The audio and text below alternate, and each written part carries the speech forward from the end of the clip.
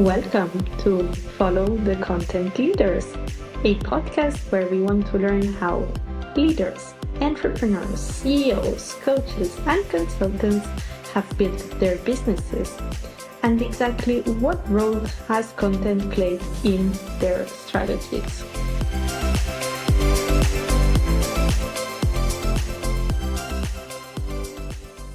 Good morning, everyone, and welcome back to a new episode of Follow the Content Leaders podcast. And good morning, Ollie. How are you doing this morning? Morning, Monica. Yeah, I'm doing very well, thank you. Very well. Good. How about you? Thank you. I'm fine. Thank you. Thanks for asking. Thank you also so much for joining us here today. Ollie Johnson is a 3 times founder, so we're going to learn a lot about founding companies today. And you already exited one of the companies you founded, so that's also something that I'd like to elaborate a bit more after on it. And you are currently building an AI tech that supports mental health, which I find super interesting. So we're going to tap a bit into all of these topics. So thank you for joining us. And the first question I always like to start my episodes with is a bit random. So it's about what is the one thing that you cannot work without. So tell me, like, what is the one thing that you always have with you when you're working? Well, I mean, it probably sounds a bit a bit obvious, but I have I travel quite a lot. I don't have we have a set base, but we're often on the move and traveling and working from different locations. So I always have a set number of things that I take with me. It's like a little mobile office. So at the moment I'm talking to you, I have a laptop stand that I always use, but I always have a little spare screen and a whole kind of setup. So no matter where I go, I have like a couple of screens and a proper sort of office setup. I found over the years of remote working and traveling around, being quite nomadic, I always feel I work better when I have a kind of mini office. So I always travel with that with me. I kind of struggle to work without it, to be honest. I'm quite reliant on having a bit of a professional setup. So that would be my number Yeah, one. totally. I get that. I'm incapable of working on a single screen since I got used Yeah. to work on double screen. If I do work in my laptop, I'm just 10 times slower than if I kind of have this setup. So Yeah, definitely I find that something I that's have the important. screen, the stand, and then having a separate mouse and a separate keyboard. Kind of sounds little, but my productivity is hugely impacted if I don't have that set up. So it can be a little bit cumbersome to travel with everything, but I find that if I'm going to be anywhere for any duration, then it's a requirement for me. Yeah, it just diminishes the amount of time that you need to spend on the work because you can do it faster, right? So it's Exactly. worth the travel with all of the gear. I get that. Totally worth it. Yeah. Awesome. So now, of the random questions, please tell us a bit more about yourself, what businesses you've built in the past, and what is it this AI tech platform that you're building at the moment? Yeah, sure. So I guess maybe just to step back slightly. So I'm from London originally, but I left with my family. We left about 7 years or so ago. Been located primarily in Ibiza as a home base. Um, Mm-hmm. we've been traveling around quite a bit, working from various locations. So once we left London, it became very obvious that having a business was the way to do things. When I was in London, was working in the city, working in financial services. So it was easy to commute into offices. But wanting a different lifestyle, it felt critical for me that actually building businesses was the way to do it, to give myself that freedom of location and being able to spend the time, doing what I want to do in the places that I wanted to do it. So that was really a big catalyst. I always realized that I wanted to build a business. I wasn't quite sure what, but I think having that requirement to work remotely kind of pushed me into it and made sure I got to it. So I've had a couple of Mm-hmm. businesses. I had a e-commerce business first of all, which was actually creating children's crafts products, which is quite different to anything I'd done before, but was quite reasonably successful. And when that business model works well, it's a fantastic model. A lot of the effort goes into the early stages, so creation of products, getting them out there, getting them online, and obviously there's the promotional element of that as well. But once the products are there and they're selling, it's quite a hands-off kind of business. So obviously you have Mm-hmm. supply chain management to worry about, logistics. There's obviously competition, but with regards to once you have a system in place, the actual sales and velocity. There were days when, frankly, I didn't have to do an awful lot of work, and you could just see those sales going through and see the revenue and the profit. So Magic. it was a great business. Also, through COVID, it was quite interesting because there came a point where everybody was at home. A lot of people were at home with their children, and having craft activity products to do. Suddenly, I saw this huge spike in sales. So that was an interesting model. So I did that for a while. But actually, I started another business as well with a couple of former colleagues out of London. My background is really in cyber security technology within Okay. financial services. Yeah. So obviously, cyber over the years has become this huge topic. It's become totally unignorable. And yeah, I had a good opportunity to start a business with a few former colleagues and have a cyber business, which is very much aimed at the financial services industry. So sort of investment banking, private equity, that kind of thing. So I did that for a number of years. I think it was nearly 3 years or so. It was a very, very intense business. We had a lot of early success, good revenue growth, established very quickly, grew the client base and grew our worker base as well. I think we had roughly 30 people working for us, I'd say, within about 18 months or so. So Okay. it's a Yeah. fast trajectory, but it was super stressful. The people we were recruiting were from high end consultancy firms, and then we were working for sort of high tier financial service organizations. And then, so both of those things were pretty stressful because obviously there's high demands, high expectations from the client side, but also high expectation from the workers as well. They come from big four consultancy firms, so they were obviously expecting a lot from us too. So it was a lot of pressure. We had quite a lot of tension at times as well between ourselves as the founders of the business. So we really had this kind of trifecta of stress with the workers that we were employing, the clients, and then with a tension between the founding team as well. It was very, very intense business. And one of the big reasons why I actually sold out of that business after a couple of years, because frankly, for the level of stress and the impact on my mental health it was insane. And I found myself in actually a really uncomfortable position. I was very, very stressed. And yeah, my mental health was really impacted. I'm quite fortunate to be. I'm married to a medical doctor and a psychiatrist, so Okay. I had some good support. I had a great person in my corner to help me. But yeah, just to speak frankly, I ended up on medication, and it was a horrible experience. So in one way, it was great because we had a lot of success with the business, but on another sense, Yeah. it took a huge toll on my health. And I found what I really ended up doing was having real tunnel vision. I was so focused on the business that we wanted to build that I kind of lost sight of other things. So, normally I'm very health conscious. So, I don't drink or smoke. I exercise every day. I meditate. But I found that when I was building the business, I had this kind of tunnel vision and everything kind of fell away. I stopped seeing friends. I was working, regularly 70, 80-hour weeks. I wasn't sleeping properly and not exercising. And all of that kind of came to the point where, frankly, my health hugely suffered. And I found myself in quite a dark place, if I'm being totally honest. So yeah, to Yeah. continue that So. story, yeah, I exited that business after a couple of years, and it was a reasonable exit. It's given me some breathing space. It wasn't quite what I had planned, but it was good.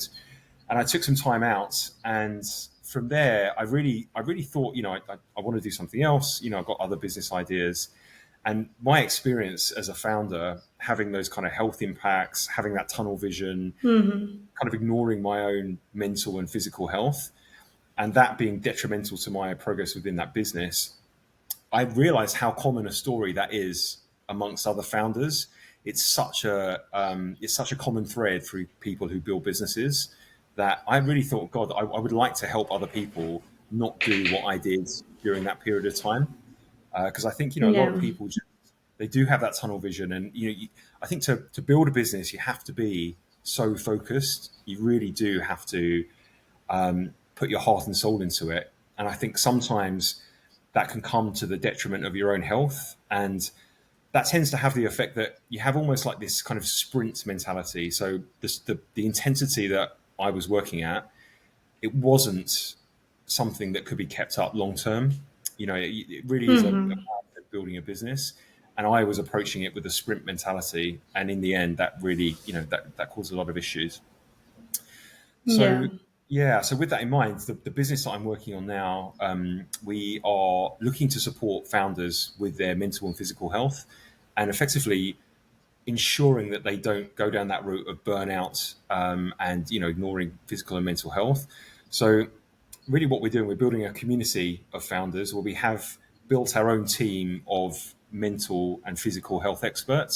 So within the business, we have a number of health experts. Primarily, it's medical doctors, psychiatrists, but we have other health professionals working alongside with us as well. And really, we're there to support founder health, promote founder health, and keep people accountable to their own health. And what we found, we've tested a few different elements of this model, and really, what we think is missing, or what we found is to be missing from the model that we have, is a piece of technology that brings it all together.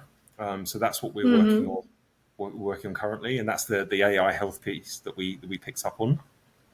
We have a piece of technology that actually it does biometric biomarker scanning of the face. So Okay. delivered through a smartphone, and it's a very clever piece of technology with these health biomarkers, very accurate. It takes readings like your stress levels. It does resting heart rate variability, breathing rate. It can give an indication of how well you slept. And the bit that we've really worked on developing with the health team that we have is taking all of that data and then turning that into a mental health risk score. So it basically gives you an indication that if you're in danger of, at risk of burning out, if you're under intense stress for long periods of time, then we give indications. The app can give indications, and then we have a community and a medical support team where people can interact with us, and we can provide advice and information and help and support, really, to make sure that the founders of these businesses aren't burning themselves out. It's really the kind of tool and solution that would have been very helpful if I'd have had that when I was a founder myself. So it's kind of a Yeah. business born out of experience and out of a problem that I directly experienced myself. Yeah, beautiful story, right? And I think the story of your burnout and how you kind of suffered throughout those years, and then now you're doing something that would have helped you in that position. I think many of us can relate to that, because even if you are not a three times founder, you can find yourself in this position within a corporate job, right? And that's actually what Sure. happened to me too. So It did. I think this kind of technology can help not only founders, but only also anyone that's in a high intensity, high pressure job as the one you were describing. Even though responsibilities may be different, I'm sure anyone in the company where you used to work, in which you exit, can actually benefit from what you're building now. And that's just a beautiful full circle moment, right? Yeah, no, I agree. I agree with that. I mean, certainly the problem is definitely common. If you're working in any kind of high intense environment, you could be at risk of burning out. I mean, from my side, just to be, completely transparent about it, from a business perspective, obviously being a founder myself, I can relate to that founder journey, Of and course, yeah. the founder community, being, to trying to have a successful business. I think sometimes focusing on a particular niche where you've had that experience yourself, it can be much better, much easier to resonate with those type of people. And there are tens of millions of founders out there, so it's still a large market for us to penetrate. But it's not like trying to bite the entire apple in one go. If we went just to anybody. Yeah, absolutely. So it's from our position, it's a strategic business decision to go after founders. But your observation is absolutely right. If you're anyone can experience burnout and stress if you're in that kind of high intensity environment. Yeah, I was just mentioning it because I was feeling related to everything you were expressing, and I didn't get to the point of burnout, but I did work at a high intensity corporate lawyer job for a long time. So even though I was not a founder, I was also experiencing kind of what you were describing. So I'm sure that you can help many people out there with this new solution, which sounds super interesting. Yeah, I'm curious now to learn a bit more as to what maybe role has content played in the businesses that you've built in the both in the past and right now. So I guess maybe with the e-commerce it played a big role, maybe then with the cybersecurity a bit less. Did it was it always a key component in the building of your businesses, or how have you gone around? Yeah, that's interesting. I'm actually on a bit of a sort of a content journey, if you like, right now. It's something that I've Mm-hmm. always shied away from. I'm naturally quite an introverted person, and I've never used social media for personal purposes. I've never had an Instagram account or Facebook or anything really, and very Mm-hmm. um, I very rarely use my LinkedIn account either. And that was fine when I was building the e-commerce business. It was, I had some content I produced. I had some young children influencers, doing unboxing and things like that, which was kind of fun. Yeah. Doing videos on YouTube and that kind of thing. And then I was using native kind of pay-per-click advertising on various different distributors' websites. For the cyber Mm-hmm. business, it was much more around relationships. So we did some outreach, a little bit of content, but it was dipping our toe. It was mainly the business was driven through pre-established relationships and just deepening those relationships. Mm-hmm. But actually, with this business, we've had a radical different approach. So we've gone really from having no online presence to really stepping that up, and it's primarily done via LinkedIn. And actually, really, what I've been focusing on is building a personal brand for my partner, who's the doctor who I'm also partnered with from a business perspective. And yeah, Mm-hmm. we've been going for maybe 4 months or so, daily posting on LinkedIn, putting out expert opinion, helpful stuff that is really there just to add value, and building out the network. And Mm-hmm. it's been really revelatory with regards to how much interest and opportunity that's driven. Now, the inbound that we're getting from publishing that content, it's been completely beyond my expectations. I mean, we're literally just fighting off so many different things that are coming through. We've really deepened our Mm-hmm. network with regards to founders themselves, just wider in the industry, but also, one of our target markets is venture capital firms. Obviously, VCs, they have a lot of Yeah. founders in their business. It's their model. So yeah, we've managed to establish some great relationships with general partners, key decision makers within that industry. And Good. really, prior to doing that, we didn't really have any real links with VC at all. So it's been fascinating to see how just putting yourself out there, it feels uncomfortable, but taking a bit of a deep breath, Mm-hmm. actually, doing that kind of content on a regular basis, doing some podcasts, and yeah, just kind of putting value out without necessarily looking to have anything come back has really changed the game. So we're doing a kind of, I'm mainly helping my partner with her LinkedIn account. I'm actually about to start posting myself as well. So I've been doing a bit of outreach Good. recently.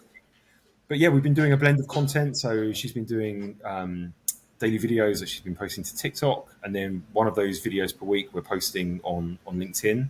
And then Mm-hmm. like cheat sheets, guides, some personal information as well, some photos, just a kind of a blend of content really to try and keep it fresh and interesting, and Nice. yeah, kind of to engage the audience. And yeah, I've got to say it's early days. Like I say, we started posting, I think it's around mid-March, so it's been a few months. Mm-hmm. Yeah, it's been good. We've grown our following relatively quickly, and people are quite engaged. And as I say, the benefits are they're really coming through already. So we're pretty pleased with the progress. Good. Yeah. Congrats. So I guess you're doing all of these internally for the moment for your partner, and now you're going to start doing it for yourself, right? Yeah, that's right. So we've built a bit of a team, like to make it kind of work. I think naively, I didn't realize it was going to be quite so consuming as it is. Um, so it's interesting because with the business, we have our app development team. So we're in a venture studio ourselves, working with a partner Mm-hmm. that's helping us develop the app. So we have that as one strain of activity going on, and then whilst that build is taking place, there's a bit of community building going on, but actually we're really focused on the content side of things. And I think perhaps naively, I didn't think it would be as intense as it is, but it is actually, it's quite an intense activity. So yeah, I've got like a mini team that I've built. I've got a couple of VAs that we're working with, and then I've got a content designer as well who's helping us with some of the cheat sheets and infographics that we're putting out there. So it's kind of a bit of a factory that we've built. I think the other thread to that as well is I think once you start getting into this world, particularly, we're focused on LinkedIn, but you do notice on LinkedIn there are some very big creators out there, Yeah. hundreds of thousands of followers, for instance. And actually, we came across a creator, an English guy called Chris Donnelly, who's got a really big following on LinkedIn. I think he's got nearly 800,000 followers now. He does quite a lot of stuff on TikTok and on YouTube as well. And yeah, he kind of came into our orbit a little while ago, and we did a bit of consultancy with him, and we're now working with him on a regular basis. He's helping us, guidance around best practice, how to really build that personal brand, and almost seeing the personal Good. branding Yeah. as integrated but separate from the core business. And once you build that personal brand, you can actually use that to launch additional businesses, and additional opportunities kind of come your way from it. So yeah, that's been really interesting. And I think it is worth investing some money. If you think about how much you Yeah. would typically spend in a marketing budget, a more traditional marketing budget for a business, actually, if you take that funding and you invest it into a personal brand, then you have the benefit of, that has longevity by itself and has multi-use and drives multiple different opportunities. But it's also fantastic for reaching people to sell products to from your core business as well. So yeah, I've become Yeah. a recent convert to the value of personal brand. And once you can get over to a degree some of the discomfort around doing it, I can really see. Yeah, it's funny how it always comes across, or when you start posting by yourself on LinkedIn or creating this more personal, professional brand, I call it, it can kind of pull you away. But then once you start and you see the benefits, the immediate reaction is like, how could I have not done this before, right? Or this Yeah, is what many people experience. Yeah. yeah. No, it feels like a game changing thing to do.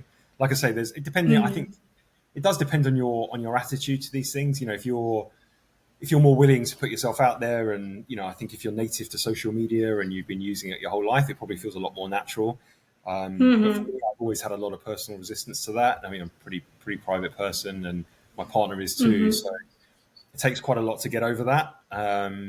But yeah, I think once you sort of punch through that wall and you can see the benefits, then suddenly it becomes clear that it's kind of a no brainer. And I think to a degree, if you do get any negativity or pushback, then you just have to kind of ignore that as best you can, and kind of soldier through, because the net is definitely positive, even if there are some drawbacks and some negativity to it. There's so much upside that I think you have to just keep on pushing through. That'd be my advice anyway. Yeah, and especially for LinkedIn, that's the best place for that is LinkedIn, because usually you don't get much of that negativity on that platform. Like when you go to TikTok, YouTube, all of those platforms, maybe there's a bit more negativity, but on LinkedIn, it's more rare to kind of encounter those people. Yeah, I think so. I mean, to be perfectly frank, we've primarily just been concentrating on my partner's brand, and I think I think with her, it's less likely to get pushback because she's such a genuine expert. She's a consultant psychiatrist, she's a medical doctor, and she's talking about stuff that is incontrovertibly within her field of expertise. And there's very few, sort of LinkedIn influencer psychiatrists out there. So she's kind of in a Yeah. field of one at the moment. And, it's actually genuinely interesting and valuable information. So we get the occasional snarky comment, but generally it's well received. So there's not a lot of pushback, frankly. So it's been quite gentle in terms of any kind of negative response. Good. Yeah, I'm happy then. And as I said, LinkedIn usually it's a good place for this in this sense. And then again, as you said, when they come and they will always come, these kind of comments, you just kind of have to learn to ignore them. So Yeah, yes, it had been great talking to you and learning about your story, Ollie. Thank you so much for joining us. I just want to end up this podcast with one last question, and that's a question that I ask also all of my guests, and it's for a book recommendation. So if you have any book recommendation that you want to share with us today. that's a good question. The book I always go to, so I perhaps following on from my burnout story. So I am quite prone to feeling anxious. It's something that comes Mm-hmm. relatively frequently to me. And there's one book that I've read many times and I often refer to, and it's called Man's Search for Meaning by Dr. Viktor Frankl, and Yeah. it's an absolutely unbelievable book. And I think if you're ever feeling stressed or anxious, that book, to put things in perspective, what that person went through and their experiences Mm-hmm. and how they recovered and managed their life, it is the most amazing, inspiring story. And yeah, if I'm ever feeling anxious or overwhelmed, that's a go-to book that I will refer to. So I recommend that to anybody. Yeah, I've read that book and I loved it too. I think it's a great recommendation. So thank you so much for sharing it with us today, and thanks for joining us, Ollie. Have a My good pleasure. day. Thank you very much, Angie. Goodbye. Thank you. Bye bye.